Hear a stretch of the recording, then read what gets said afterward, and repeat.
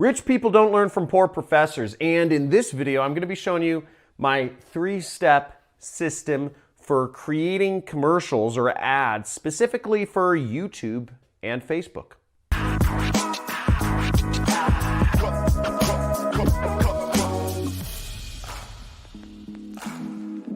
So here in my ski chalet, I'm going to show you my 3 steps to creating a commercial for YouTube or Facebook advertising specifically. Sorry, I'm making fun of Tai Lopez, but seriously, here's the 3 steps that I do to create ads for YouTube. I spend just hundreds of thousands and millions of dollars between YouTube and Facebook advertising my products and other people's products and services as an affiliate marketer. Now, the 3 steps are simple. It's HSE, and I'm going to be going through each of these. So first, you want a hook, okay? That's the first thing, a hook, or what's also known as a pattern interrupt. Now, when I started this video, what I said was, rich people don't learn from poor professors. That's kind of like, I don't know, it's kind of like a new statement. In one of my other ads, I said, Jesus won't teach you how to be rich. And you want to basically tie together 2 different things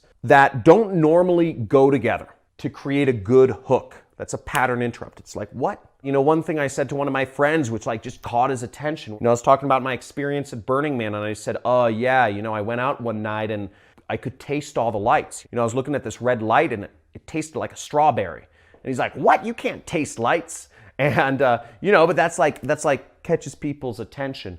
Or another one would be, you know, why don't models date poor guys? In that case, it's something that you don't normally hear said because that violates social taboos to say something like that. Or I could say, you know, like, let me tell you how this beer made me a millionaire, and no, I don't own this beer. And, you know, I could turn that into a story about, you know, how I was at a bar and I met my mentor, getting me started in affiliate marketing and online business and all that stuff. So a hook is just something that is very different from the norm, okay?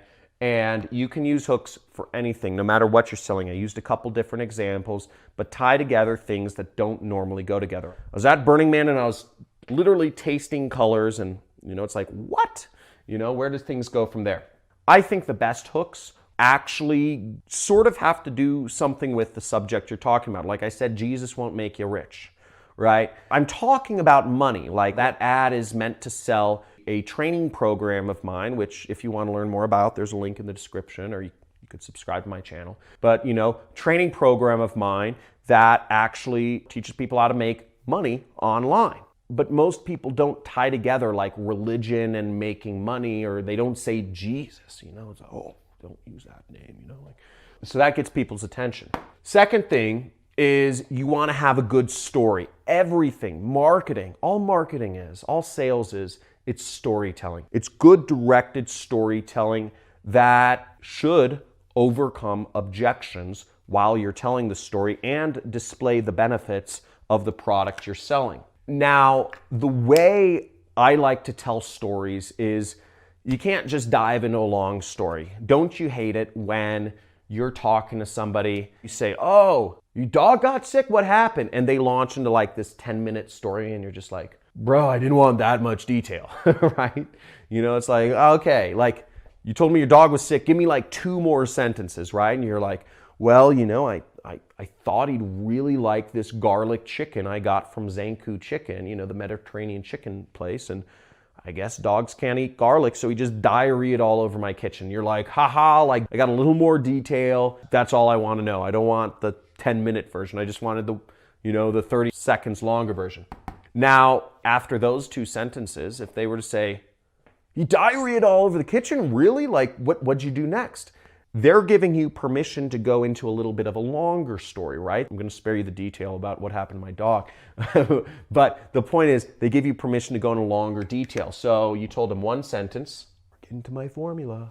Told them 2 sentences, told them 4 sentences. And then what I like to do, let's say I tell the 4-sentence story, what you can do with a story, let's say that's about it, right?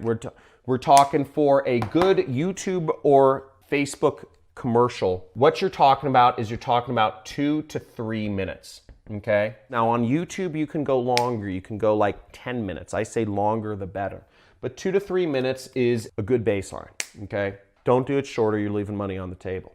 And I'll make up a story here. But basically my formula is tell them the story in 1 sentence. Then tell them the story in 2 sentences. Then tell them the story in 4 sentences. Summarize the story in 2 sentences. And then summarize the story in 1 sentence. Okay. With a call to action. And with both of these, you have what I call a CTA, meaning you're telling them what you want them to do. So let's make up a story here, okay? Let's make up an ad. Let's make up a story for selling you this marker. So I had the hardest time finding markers to do my training presentations on, but I came across this Magnum Sharpie I didn't know existed, and it has made people so much happier with my training presentations. It's awesome.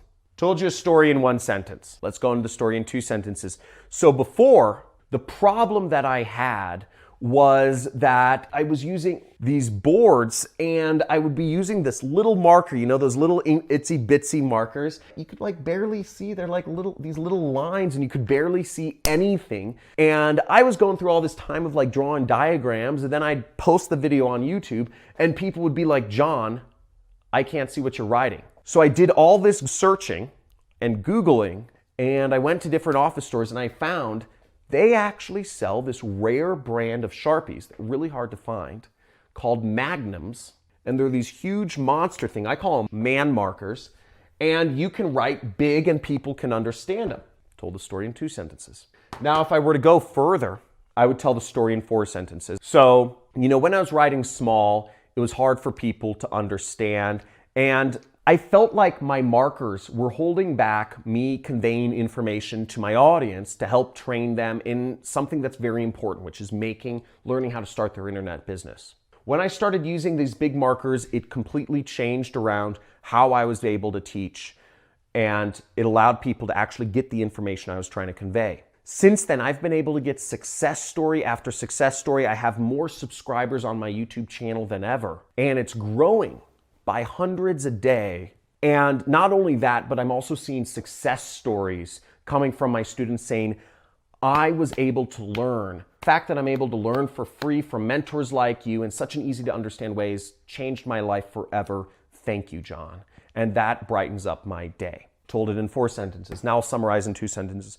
So if you want to learn not only how you can use a better marker, but if you want to learn how to train better, I suggest you subscribe to my channel and check out the videos. Then I'll summarize in 1 sentence. Subscribe to my channel and you'll get more easy to understand diagrams and information and training of how to start your online business. So I just told a big story there. Sorry for the long-windedness, but that was 10 sentences, okay? That would be a 2 to 3 minute ad if I was to chunk that down. You can follow the same format to tell any story. Use a hook and tell a story like that, and you can convey a message with a strong call to action that makes sense. 1, 2, 4, 2, 1. Now, what I do if I want to make it longer is I will actually do 1, 2, 4, 16, 4, 2, 1, and I'll just do a much longer story. I kind of ramp it up in between, but I hope that makes sense. Let's get on to the last thing. The last thing of doing a good commercial is editing. This is, I don't know how to do this stuff, but I pay people to do it. Now for YouTube ads are driven, and TV ads as well, are driven by visuals. If I filmed myself and I did this hook, I would take that video and what I would do for YouTube is I would splice some B-roll into it. I'd splice some B-roll of me using markers and creating stuff, and I'd splice some B-roll of like, you know, a close-up of the marker and a pan around. I'd do whatever. I'd add in some B-roll of some cool stuff. The visuals is what drives YouTube users because they're watching the ad and they're listening. They're hearing your language while you're talking through the ad, but they want to be visually engaged as well. The way Facebook ads need to be edited, again, you're working with a square. That's what shows up on Facebook. It's a square. It's not that rectangle which shows up on YouTube. You're watching a rectangle right now. But on Facebook, if you're doing an ad for Facebook, it's driven by not so much the visuals, but you need to be throwing words in people's faces. Most people, 84% of people, are watching Facebook ads without any audio on. They're kind of sitting there and they're looking at their ad, maybe they see the video, and they're kind of saying, oh, I don't want to click the button because if I click the button for sound, then I'm like invested in the ad. Most people use Facebook like when they're doing other things. Most people are not listening to your ad. That's why you need words flying in people's faces. You need to show people, why a marker changed my life, or something like that. That will get people's attention on Facebook. Here's my story. And then it's like the marker. People want those words flying in their face because they don't want to actually have to listen on Facebook to what the video is saying. So that's how you edit an ad for Facebook and YouTube.